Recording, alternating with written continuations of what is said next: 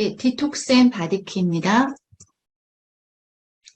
네, 먼저 여러분께서 보실 때 제가 오늘 디톡스 앤 바디키를 하는 거는 제가 파이토케미칼을 좀 먼저 얘기할까 합니다. 그럼 파이토케미칼이 원래 이제 저희가 디톡스라는 건 기본적으로 독소를 제거하다라는 뜻이겠죠. 그럼 독소를 제거하다라는 뜻에 D가 제거하다, 톡스가 독소입니다. 그러면 독소를 제거하는 역할에 왜 파이토케미칼이 들어왔냐?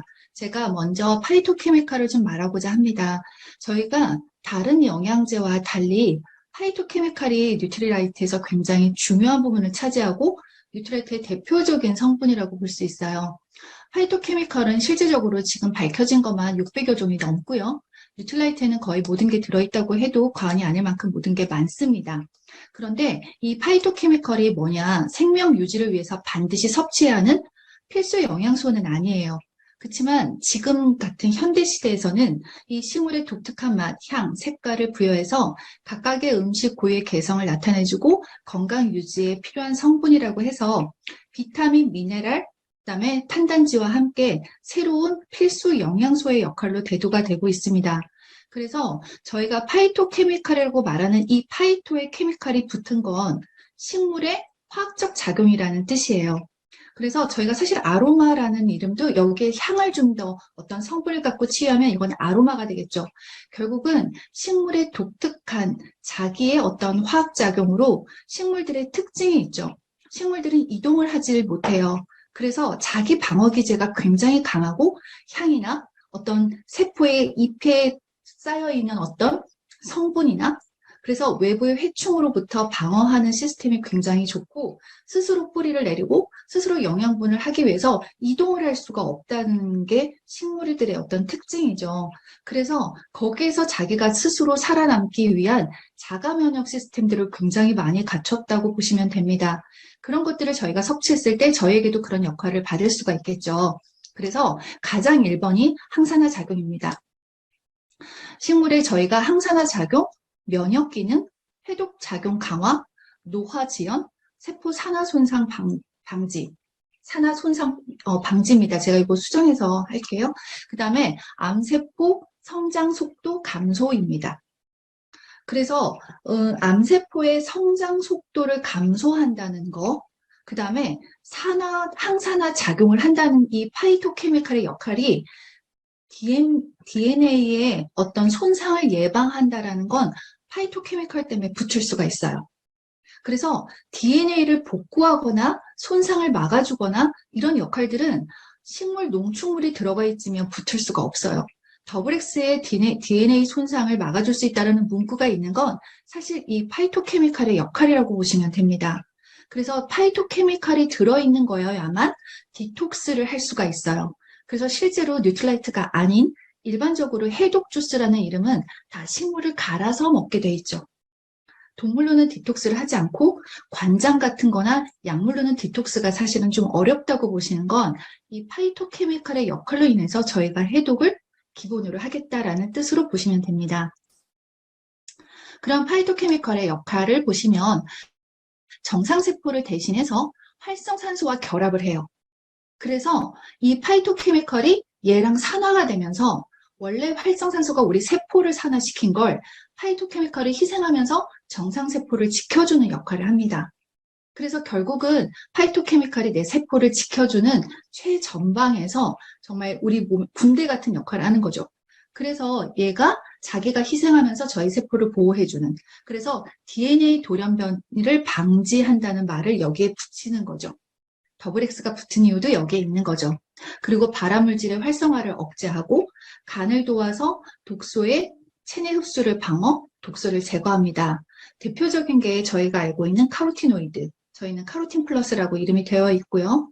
이건 노화 지연 및 항암 효과. 이유는 항암 효과는 카로틴은 몸에 들어가면 비타민 A의 전구체니까 비타민 A로 전환이 되거든요. 그래서 카로티노이드, 그 다음에 플라보노이드. 플라보노이드는 튼튼한 방어 역할이라고 돼 있는데 이 플라보노이드가 비타민 C와 함께 들어가면 굉장히 시너지가 많이 납니다. 그래서 원래 비타민 C를 갖고 있는 식물에는 플라보노이드가 들어있거든요. 그래서 저희의 아세로라 C 같은 그런 거에는 플라보노이드를 같이 먹을 수 있다라고 생각하시면 되겠습니다. 또 이소플라본은 많이 들어보셨죠? 골다공증을 예방하는 데 쓰이기도 합니다. 그리고 글루코시놀레이트라고 해서 얘는 사실은 콜리플라워 같은 이런 거에 많이 들어있는데 이것도 항암의 역할이 있다. 즉 산화 방지제 역할을 한다라고 볼 수 있습니다. 지금 현대인이 지금 종합 비타민을 그럼 왜 먹어야 되는데 이 종합 비타민에 대한 기전은 저희가 식물 농축물에 한해서입니다. 그러면 이걸 먹어야 되는 환경의 변화를 한번 보시면 실제로 1950년대의 사과 한 개의 철분과 지금 2000년이 된 이후의 사과, 지금 2020년이잖아요. 근데 이 50년 사이의 변화만으로도 사과가 철분의 양을 보면 90%가 감소됐습니다. 그래서 사과 하나로 내가 철분을 섭취해야지 그러면 1950년대는 사과 하나를 먹으면 됐는데 지금은 사과 26개를 드셔야만 됩니다. 그러면 토마토는 칼슘, 비타민 C, 비타민 A는 토마토는 50%가 지금 감소했고요. 남아있고 브로콜리는 칼슘, 비타민 C가 이제 40%밖에 되지 않고요. 사과 철분은 10%밖에 남아있지 않고요. 감자의 비타민 A는 없습니다. 이유는 땅의 미네랄 고갈로 인해서 식품의 비타민과 미네랄이 모두 감소됐는데요. 특히 미네랄 감소가 굉장히 많다고 보시면 됩니다.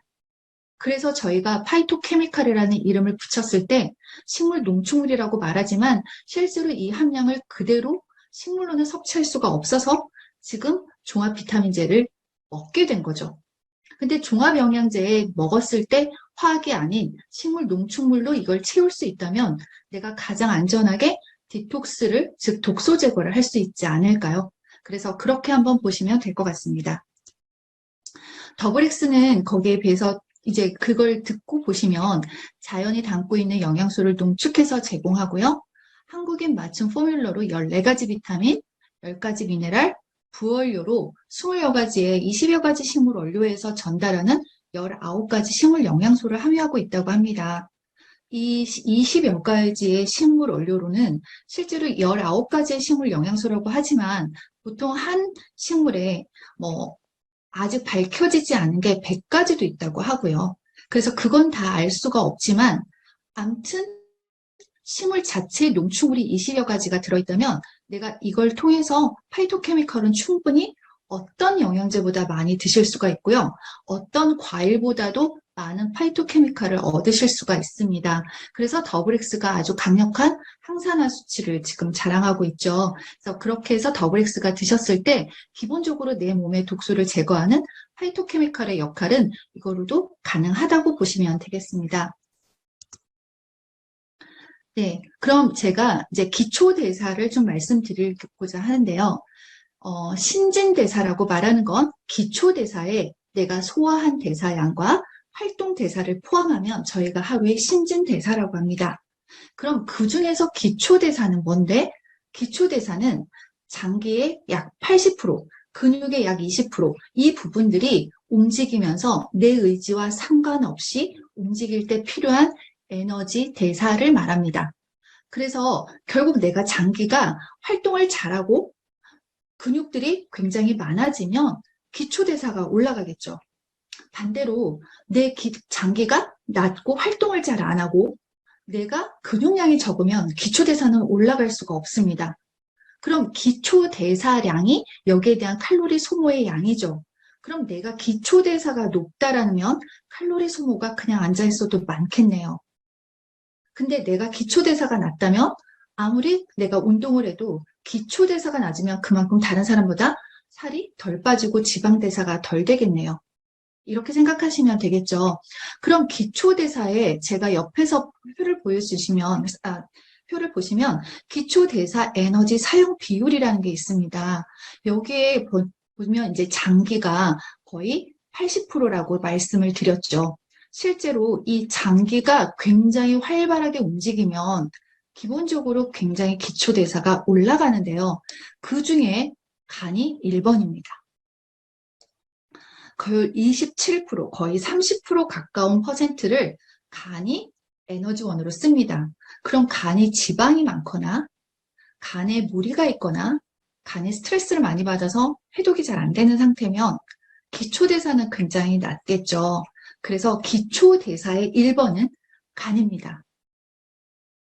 두 번째, 이 시간처럼 이렇게 공부를 하시면 뇌에서 19%를 쓰죠.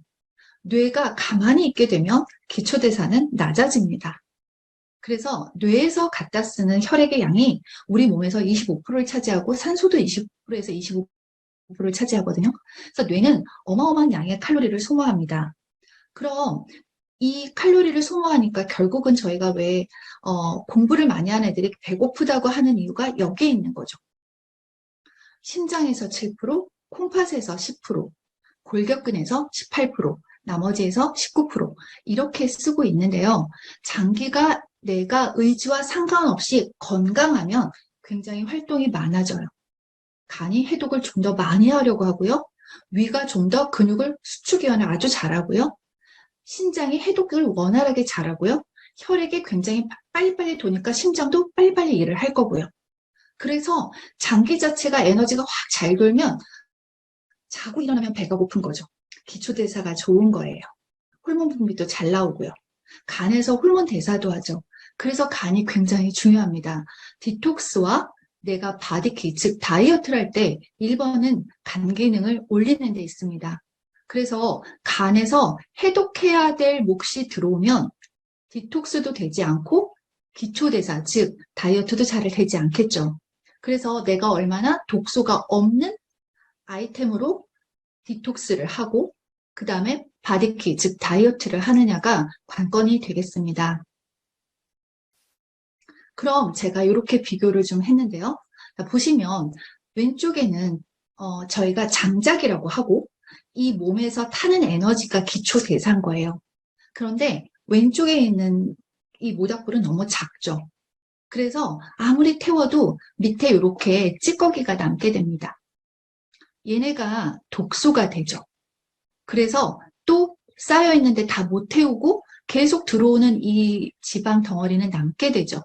이게 우리 몸의 피하지방, 중성지방, 내장지방으로 남게 되고 독소는 독소대로 남게 됩니다.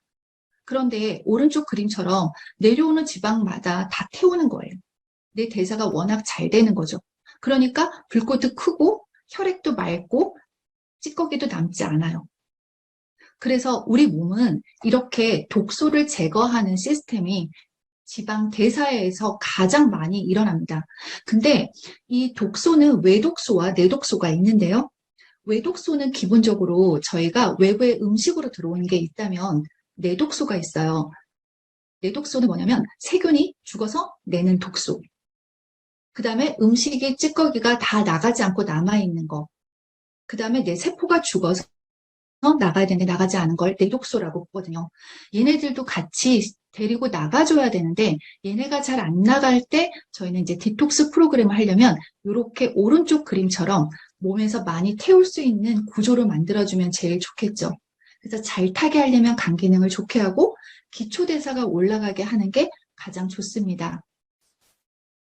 그래서 디톡스와 바디키의 어떤 목적을 보시면 기본적으로 독소를 배출하고 간과 장을 정화시키고 혈액순환을 개선하고 그 다음 피로를 회복하고 근데 여기에서 이것들은 사실 간의 역할도 됩니다.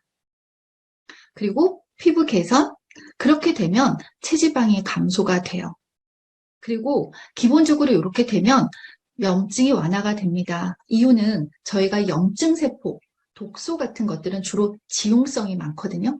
그래서 지용성 독소들은 어디에 주로 붙냐? 지방의 지용성이니까 지방이 잘 녹아 붙어 있어요. 그래서 지방이 많으면 염증이 잘 생기고 지방이 많으면 독소가 많다라고 봅니다.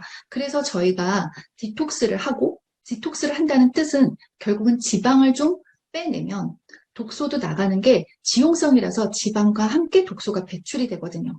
그래서 어떻게 지방을 녹여내느냐가 기초대사를 올리는 방법이 제일 좋습니다. 저희 생체 시계를 보시면 원래 모든 사람은 생체 리듬이 있고 생체 시계가 돌아가게 돼 있어요. 저희가 6시 정도 해가 뜨고 나면 그때부터 혈압이 굉장히 빠르게 올라갑니다. 근데 이때 보통 어떻게 하세요? 이럴 때 혈압을 체크하러 보통은 건강검진 하시죠. 그래서 저희가 조조고혈압이라는 것도 있습니다. 그래서 이때 되면 에너지가 굉장히 많이 칼로리 소모하고 쓸 거고요. 이때 되면 이제 몸이 쉬고 체온이 내려가는 단계입니다. 그래서 체온이 내려가고 쉴 때 너무 많은 식사량을 하시면 대사를 잘 못하게 되겠죠. 그래서 웬만하면 식사 시간은 이렇게 빨간색일 때, 요 그래프일 때가 하시는 게 좋고요. 요 밑에는 대사하거나 쉬거나 호르몬 분비를 원활하게 하기 위해서 비타민이나 미네랄로 체온을 조절하시고 주무시는 게 좋겠죠. 그래서 생체 리듬이 돌고 있다는 걸 보시면 될 거고요.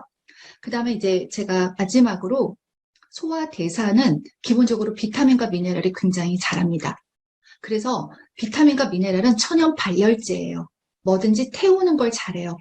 비타민 중에 특히 B군은 소화도 잘 시키고 호르몬의 역할도 일부 하죠.